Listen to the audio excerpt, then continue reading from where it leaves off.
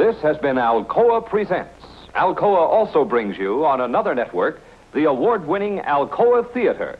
Both shows by Aluminum Company of America and its distributors from coast to coast. Brooke Taylor speaking for Alcoa.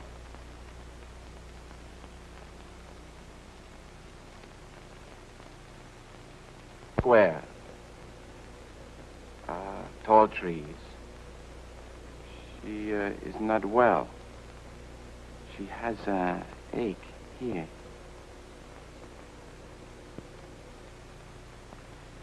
You are witnessing the recreation of an actual experiment in extrasensory perception. It is called psychometry.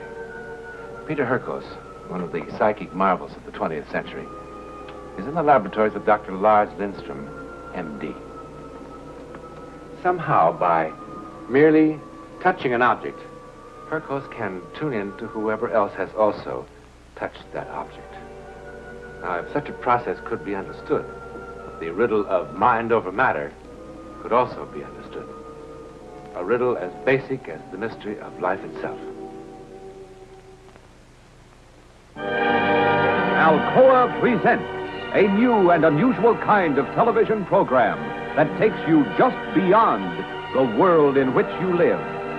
Alcoa presents Aluminum, from the world's leading producer, Aluminum Company of America, who creates new and unusual uses of this wondrous metal for the world in which you do live. And now, John Newland takes you one step beyond.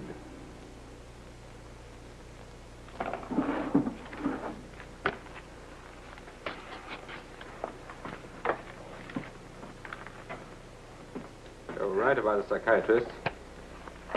Uh-huh. Not bad. She went to the doctor May 7th, not early April. She thought of it a month earlier, and she should have gone. She would have saved herself an awful lot of suffering. And you'd be 100% right, huh? Your average for the series of tests so far is pretty respectable, Peter. 8 correct statements out of 10. Statistically, the odds against that are at least 1,000,000 to 1. Of course, I told you. Dr. Van der Helst in Holland said that I cannot do what I do with tricks. And now you see for yourself. Mind if we wait a bit before handing out testimonials? And so began phase 2. In the next series of tests, Dr. Lindström set out to remove whatever physical senses might account for Hurkos' power. He now began the psychometrization of objects seen, but not touched. I see monuments telling of history. Hands off. What are you trying to do to me? What we agreed to do. See how good you are when you can't touch.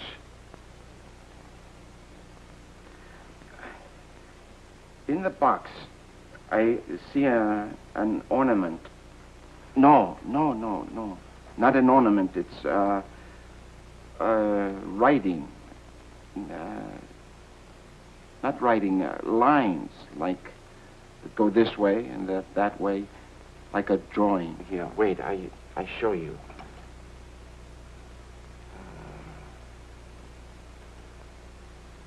Like so.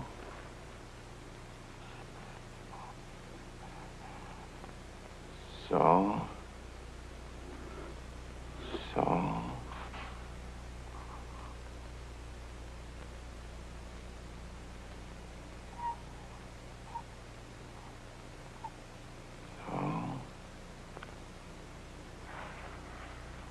What is that?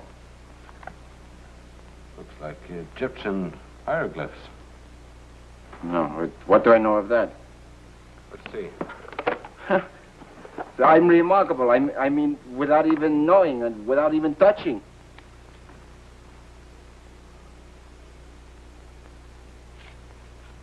Two errors. 2 errors? I don't believe it. But listen, that's still fantastic. There could have been anything in that box. Dog collar, a toothpick, a keyring. 2 errors. This is called a stroboscopic light. The flickering reduces the area between the conscious and subconscious. Whatever it does, it feels fine. I received this letter this morning. I haven't opened it yet. Tell me what's in it. I see a harbor, beyond it, a city with big buildings. The city is New York. Letters from New York. It's coming closer. The big building. There's one building. The letters from the building. From a man 76 years old, white hair. I see everything. Doctor, I tell you, I see everything. Why? Why what? Why should the strobe light make any difference? Well, I don't know, but it does. Right now, everything is gone. The light flickers, you flicker. What's wrong with that? I don't know. I don't know. Maybe we should be celebrating. Then I proved it. I'm finished. The ultimate purpose of our work is to try to understand what extrasensory perception is. Well, maybe we are getting a little close. Then I think you should be happy. All by ourselves, right here in this little room.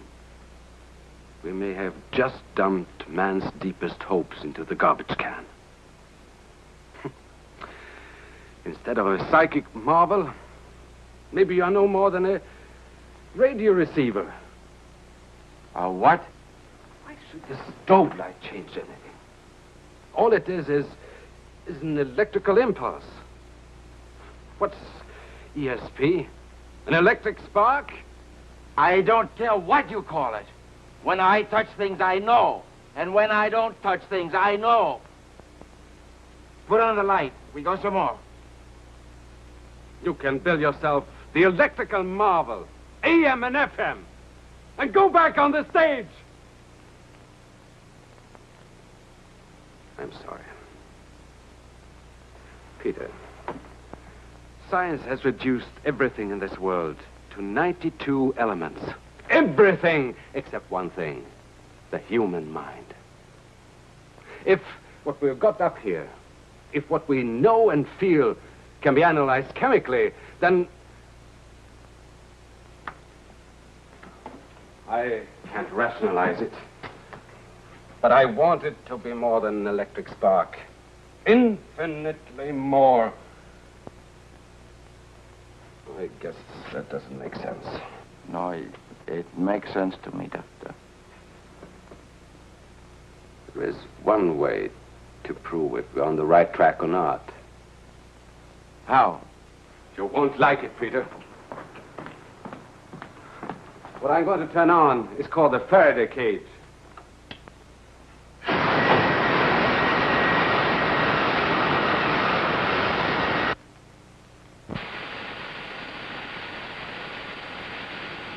Why does it glow like that? That's 250,000 volts of electricity. 250,000 volts? Oh, you'll be quite comfortable and safe inside. Me?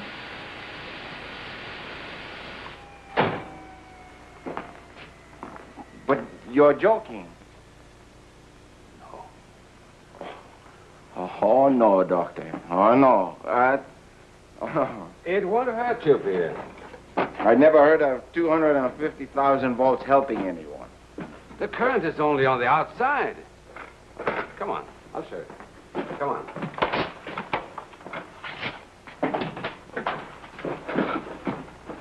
Sit down. Now, what is this supposed to prove? If extrasensory perception is merely an electrical wave, then you should score a 0 on the matching test. Because when the power goes on, no electrical impulse can penetrate these walls. With 250,000 volts, Will you stop worrying about it? You just sit there. Open your collar. Relax. This is the way you work the intercom. I brought you a set of objects. Here. I have a similar set outside. And when I point at one object, you tell me which one it is. Okay? Good luck. One moment. How do I get out of here? I'll open it for you. Well, why can't I open it myself to get out? You might get panicky and try to leave before the power is down to zero. And at that moment, you touch the outside metal. Goodbye, Peter Hurkos. Bye, Peter. I'm turning on the power now.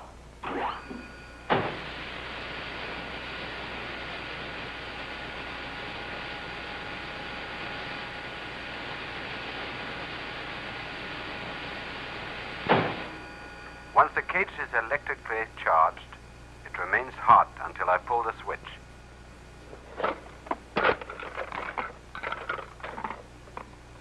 Want to start? I guess so. You relaxed? How can I be relaxed in here? What am I pointing at now?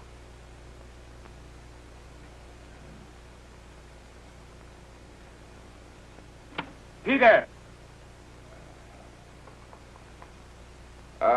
Butterfly. And now? Denote. The what? The noob. Oh, I'm sorry. I still think in Dutch.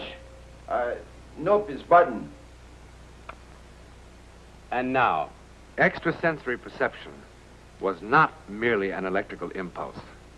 As a matter of record, shielding Peter Hurkos from electrical impulses increased his power enormously. Bullets.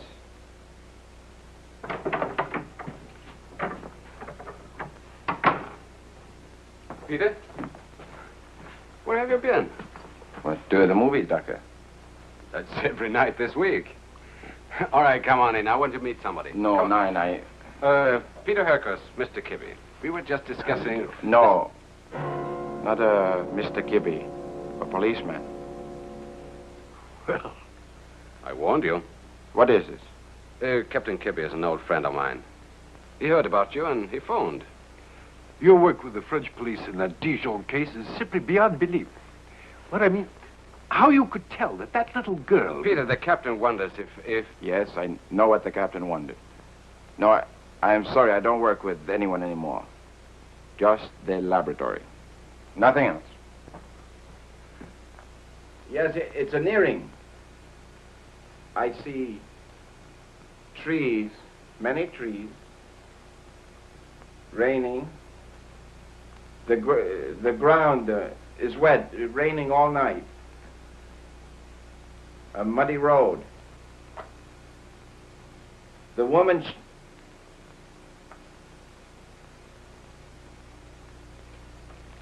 The woman is dead. The policeman gave it to you. Peter! You tricked me!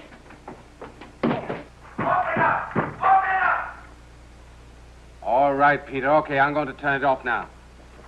I'll never trust you again. Listen to me. No, I won't listen! For the 20 seconds it takes for the power to drop to zero, you're going to have to. I have Captain Kibbe in the laboratory with me. I'm not surprised. You know so much from the earring, you must know the terrible way she was killed. Open!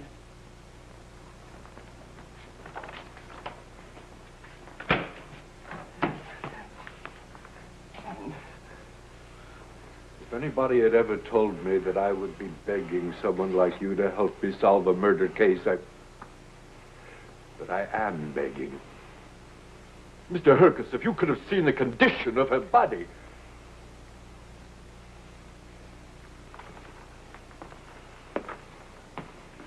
I'm not going to apologize this time.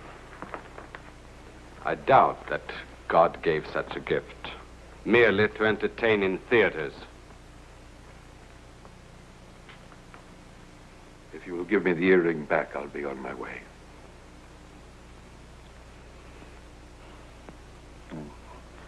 I'll help you if I can.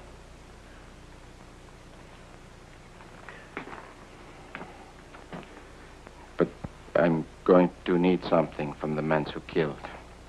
But there's nothing. We went over the area 100 times. Nothing. The woman's body. Cremated. I must have something.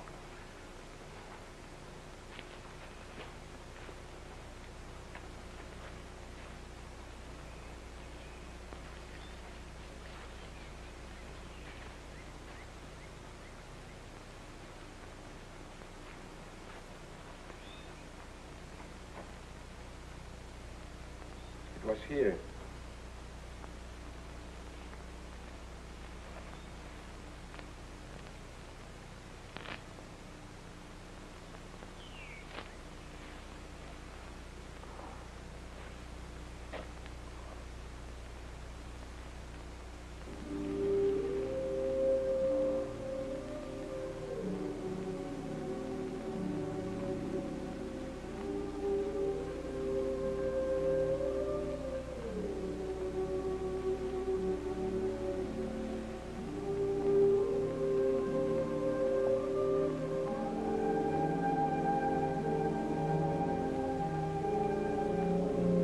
So,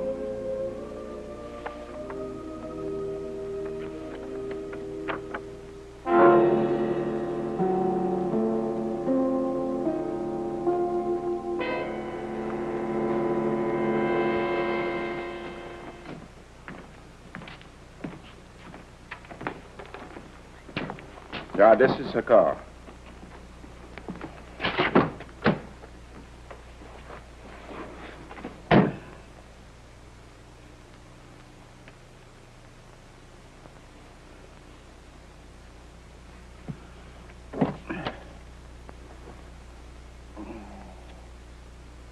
I see many lights, colored lights. Red light is stop light. She's sitting behind the wheel, and the car is stopping. The man... Wait. Yes. This door, the man gets in.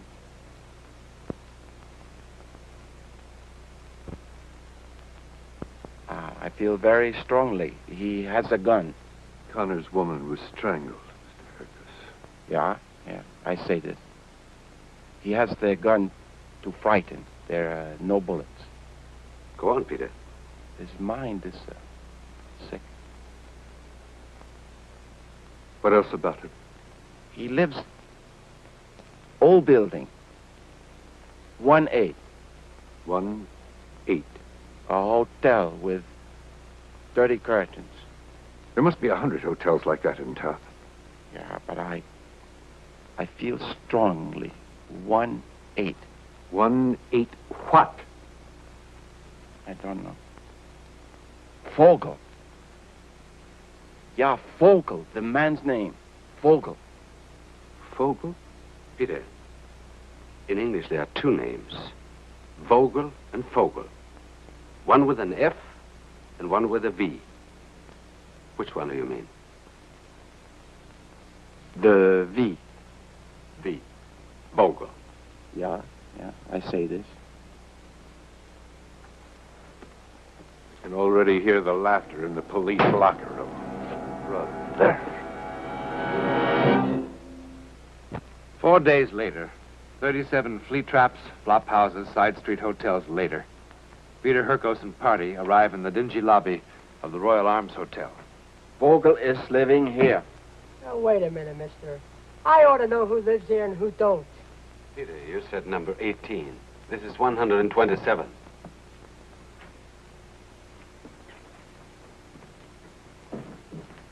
Where's he going? Hey, is he crazy?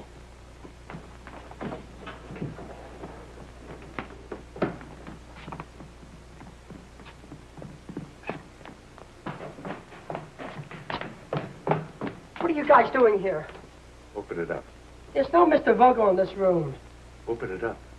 Don't you cops need a search warrant anymore? Open it up. Just as a favor to me.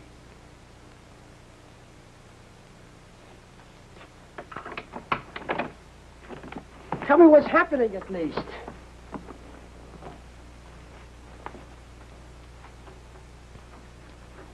Yeah. His mind is like an animal's. It's filled with hate and fear. Women fill him with hate, with fear. He's very sick. Who's sick? I thought my room rent was paid till next Saturday. I tried to stop them, Mr. Bird. This is the captain of detectives, and the other two guys, I don't know who they are. You ever use the name Vogel? Vogel? The name's Bird, like in Robin Redbreast. Walter Bird. Any identification? Sure. Where do you work? What do you do? The bowling alley on South Beacon. Just came from there. Long, hard day. Tell your friend it's not polite to stare. His name's not Vogel. Well, that's for sure. Yeah, he's the one. What one? Who is this kook? Buddy, stare at something else for a while, huh? Would it be too nosy to ask you gentlemen what this is all about? Peter described how he looked like. There are a million guys that look like that. Oh, thanks, loads. But I'll run a routine check anyway. Well, you'll find I'm a real bad boy when it comes to parking tickets.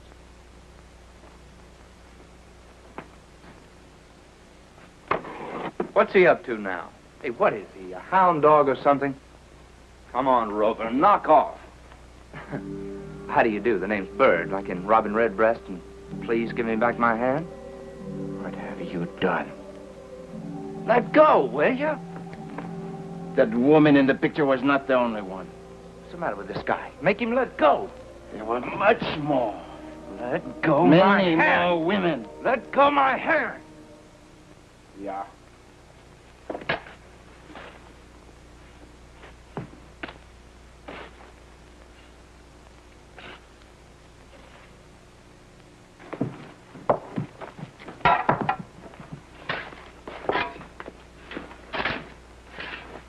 Peter. Yeah? Sometimes in the laboratory, you'd think in Dutch. Do you remember? Yeah. What's bird in Dutch? Bird is Vogel.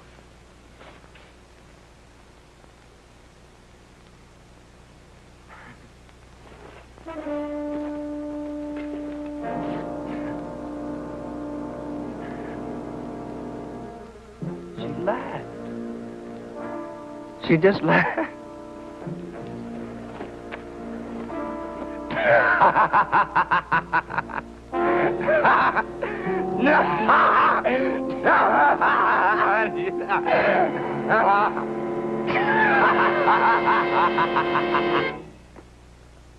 And this is the real Peter Hurkos.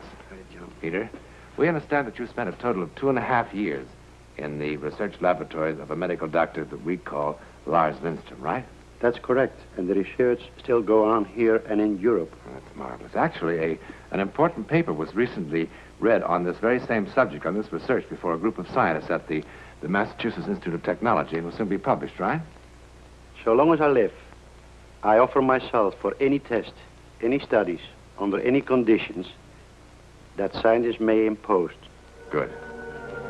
With the rare gift of a few men like Peter Hurkos, mankind, ever so slowly, moves toward an understanding of what we human beings are, what we really are in the universal scheme.